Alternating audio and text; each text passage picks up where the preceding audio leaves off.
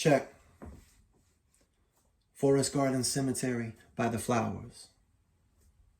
A secret that's buried too long will turn to poison. Flowers taught me. The cemetery is downhill from a basin made to hold floodwater. Big and concrete, yet poorly made.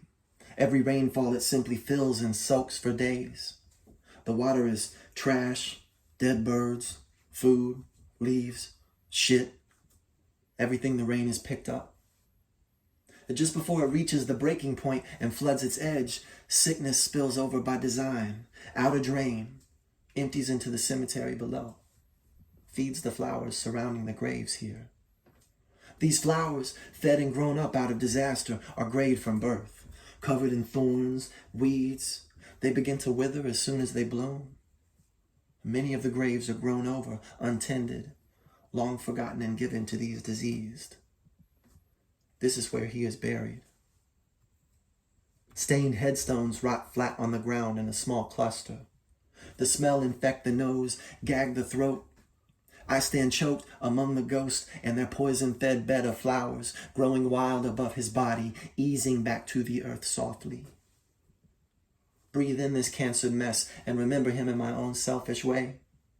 His laugh and shy innocence. Cobwebs in my memory. Flowers growing roots into him while the world acts like he didn't exist, though he feeds the garden bit by bit, even now haunting the unbloomed within. I've never been here and felt like he was at peace. I've never been here without his gunshot, a full volume scream. He could rise out of this grave if his eyes weren't shut. He could part these flowers easy with dirty fingers. He could know it's just a moment and we'll meet again. He could be reaching for every last strand of hope like the rest of us.